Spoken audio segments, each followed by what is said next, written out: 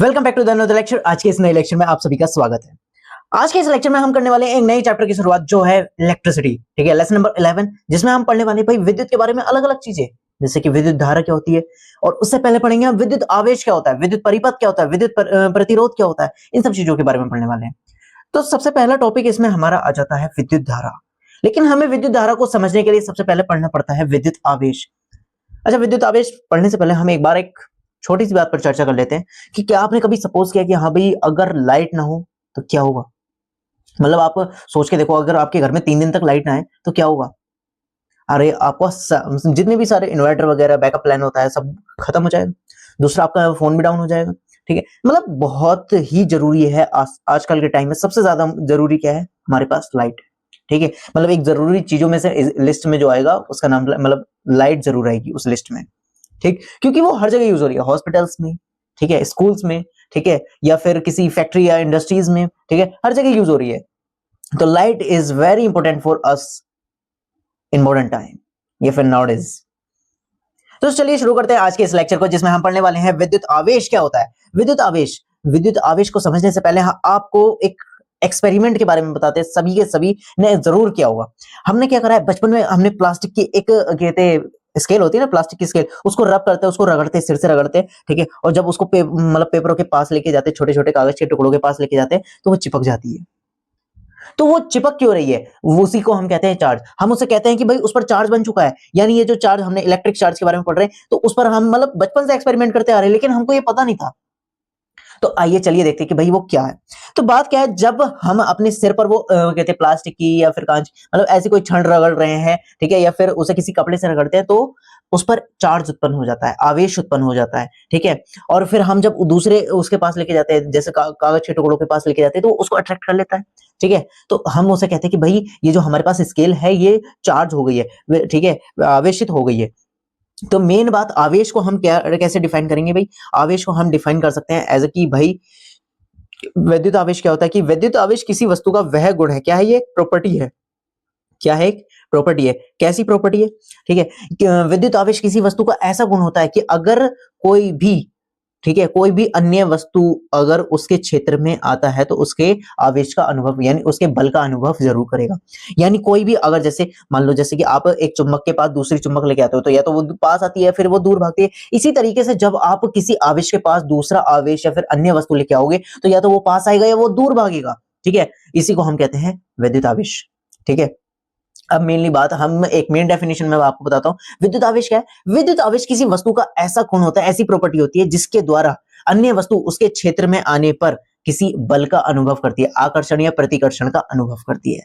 That is the main definition of विद्युत आवेश। Sorry, that is बोलो, this is the main definition of the विद्युत आवेश यानी इलेक्ट्रिक चार्ज। ठीक है, अच्छा एक एक्सपेरिमेंट और बताते हैं।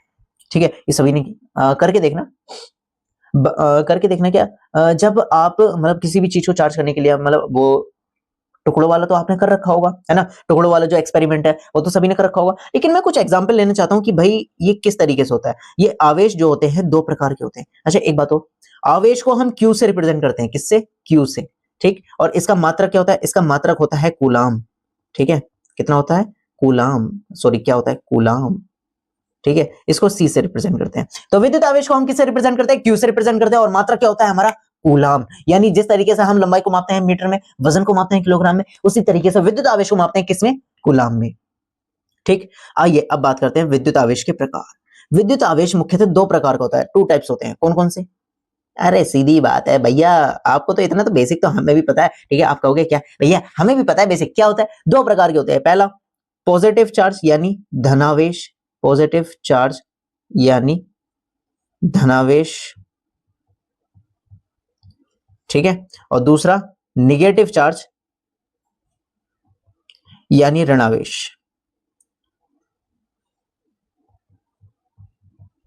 अच्छा एक बात बताऊं, ये जो चार्ज है ये किस तरीके से उत्पन्न होता है, ये मेनली उत्पन्न होता है इलेक्ट्रॉनों के ट्रांसफर से।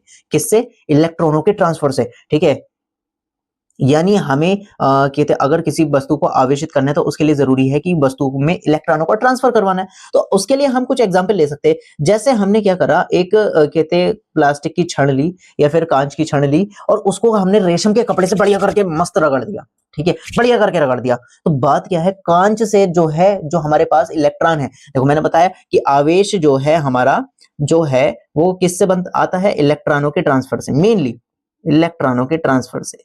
और आपको पता होना चाहिए इलेक्ट्रॉन पर कैसा चार्ज होता है, निगेटिव चार्ज होता है, ठीक है, इलेक्ट्रॉन के ट्रांसफर से, ट्रांसफर,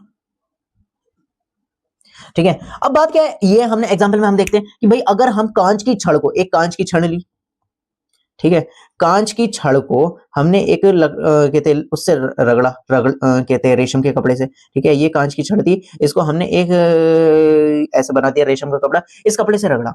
बात क्या है, इस पर जो है जो इलेक्ट्रॉन है वो इससे किस पे आ जाएंगे, इस पे आ जाएंगे जब रगड़ेगा वो, ठीक है। तो बात क्या है, हमने एक बात 9th क्लास में पढ़ी है कि भाई किसी भी पदार्थ में जितने इलेक्ट्रॉनों की संख्या होती है उतनी ही प्रोटॉनों की संख्या होती है, ठीक है, इलेक्ट्रॉन बराबर होते हैं प्रोटॉन के। प्रोटॉन पर कैसा चार्ज होता है, पॉजिटिव चार्ज होता है, ठीक है, और इलेक्ट्रॉन पर कैसा चार्ज होता है, निगेटिव चार्ज होता है। बातें क्लियर करते रहेंगे, बहुत ध्यान से सुनना है, ठीक है। बात क्या है, जब इलेक्ट्रॉन पर निगेटिव चार्ज होता है, प्रोटॉन पर पॉजिटिव चार्ज होता है, यानी और ये दोनों संख्या में बराबर होते हैं, जब वस्तु मतलब आवेशित नहीं होती है, नॉर्मल कंडीशन में होती है, तो ये बराबर होते हैं, ठीक है। लेकिन मेन बात है ये कि जब बात क्या है, जब किसी वस्तु को रगड़ा जाता है, जैसे कि हमने कांच की छड़ पर रेशम का कपड़ा रगड़ दिया, तो बात क्या है, जो इलेक्ट्रॉन है, एक मिनट, जो इलेक्ट्रॉन है वो कहां पर चले जाएंगे, वो प्रोटॉन के पास चले जाएंगे। ओहो, प्रोटॉन के पास चले गए, एक मिनट, प्रोटॉन, गलती, सॉरी। तो जो इलेक्ट्रॉन है, ठीक है, मतलब जो इलेक्ट्रॉन है वो हमारे कहां पर चले गए, वो हमारे किस पे चले गए, कपड़े पर चले गए, ठीक है, कांच की छड़ से कपड़े पर चले गए। अब बात क्या है, कांच की छड़ पर तो इलेक्ट्रॉनों की कमी हो गई, ठीक है, इलेक्ट्रॉनों की कमी होने का मतलब है कि पॉजिटिव चार्ज हमारे पास ज्यादा है, क्योंकि भाई प्रोटॉन थोड़ी घटे हैं, ठीक है, इलेक्ट्रॉन ही तो घटे, प्रोटॉन हमारे पास ज्यादा है, पॉजिटिव चार्ज आ गया, ठीक है। यानी अगर इलेक्ट्रॉनों की कमी है, ठीक है, तो दैट्स मीन कि पॉजिटिव चार्ज आ रहा है। और जहां पर देखो, यहां पर इलेक्ट्रॉन, मतलब कांच की छड़ से इलेक्ट्रॉन किस पे आए, कांच की छड़ से इलेक्ट्रॉन आए हमारे पास कपड़े पर, तो कपड़े पर इलेक्ट्रॉन आ गए, तो इस पर क्या आ गया, निगेटिव चार्ज आ गया, ठीक है, मतलब इलेक्ट्रॉनों की संख्या ज्यादा हो गई। इलेक्ट्रॉनों की संख्या का मतलब है कि भाई ज्यादा पावरफुल क्या है, इलेक्ट्रॉन है, ठीक है, पॉजिटिव, जैसे कि हमारे पास यहाँ पर उस समय 11 इलेक्ट्रॉन थे, 11 इलेक्ट्रॉन 11 प्रोटॉन, ठीक है। तो जब हमने इसकी कांच की छड़ को रगड़ा बढ़िया करके, तो कपड़े पर जो है 2 इलेक्ट्रॉन चले गए, ठीक है, 2 इलेक्ट्रॉन इधर बढ़ गए, तो यानी अब इस पर कितने रह गए, अब इस पर रह गए कितने, 9 इलेक्ट्रॉन, ठीक है, 9 इलेक्ट्रॉन इधर है, 11 इलेक्ट्रॉन इधर है, 9 से तो 9 की पावर खत्म हो जाएगी, लेकिन 2 प्रोटॉन बचेंगे, इसलिए इस पर क्या आ गया, पॉजिटिव चार्ज आ गया। अब दूसरी उसकी बात करते हैं, इस पर भी उस समय कितने, मान लिया हमने 11 इलेक्ट्रॉन थे, ठीक है, लेकिन इधर से 2 और आ गए थे, ठीक है, इधर से हमारे जो कांच की छड़ है कपड़े पर 2 और आ गए थे, 2 और आ गए तो 11 2 13 हो गए, ठीक है, यानी इधर की साइड कपड़े पर 13 इलेक्ट्रॉन और प्रोटॉनों की संख्या कम, तो प्रोटॉन और इलेक्ट्रॉन, 11 प्रोटॉन से 11 इलेक्ट्रॉन की पावर तो खत्म हो जाएगी, लेकिन 2 इलेक्ट्रॉन तो बचे, इसलिए इस पर कितना चार्ज आ गया, इलेक्ट्रॉन, निगेटिव चार्ज आ गया। तो यानी मेन बात यह है, आवेश हमारा निर्भर करता है इलेक्ट्रॉनों के ट्रांसफर पे, कि हमारे इलेक्ट्रॉन, ठीक है, वस्तु कैसे आवेशित हो रही है, इलेक्ट्रॉनों के ट्रांसफर पे, ठीक। अब बात क्या है, अब इससे नेक्स्ट पॉइंट आ जाता है कि इतना तो क्लियर हो गया होगा, कितने प्रकार के होते हैं, 2 प्रकार के होते हैं, मात्रा क्या होता है, कूलम होता है, ठीक है, और कहते हैं किससे प्रदर्शित करते हैं, क्यू से प्रदर्शित करते हैं। अब मेन बात आ जाती है विद्युत धारा के बारे में। वैसे तो हम विद्युत धारा को नेक्स्ट लेक्चर में पढ़ने वाले हैं, बट हम इसका बेसिक इंफॉर्मेशन लेके जाएंगे, बेसिक्स क्लियर करके जाएंगे। बेसिकली विद्युत धारा क्या है कि एक पर्टिकुलर पॉइंट पर, जैसे कोई तार है, तार पर एक पर्टिकुलर पॉइंट पर है, उसमें 1 सेकंड के अंदर कितने इलेक्ट्रॉन भर रहे हैं, दैट्स कॉल्ड करंट, विद्युत धारा कहलाती है, और इसको हम आई से रिप्रेजेंट करते हैं, ठीक है, और मात्रक होता है एम्पियर। अच्छा, अपने घर में एक बार देखिए ना, स्टेबलाइजर के अंदर क्या होता है, ए लिखा होता है, ठीक है, स्टेबलाइजर होगा आपके घर में, तो उसमें किसी किसी मीटर में ए लिखा होता है, तो उसे हम कहते हैं ammeter.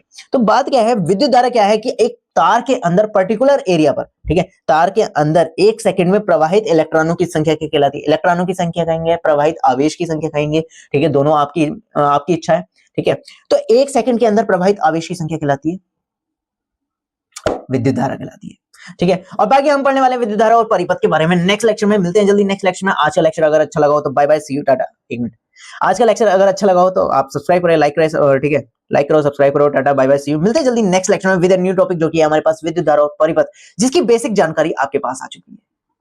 Bye bye, see you.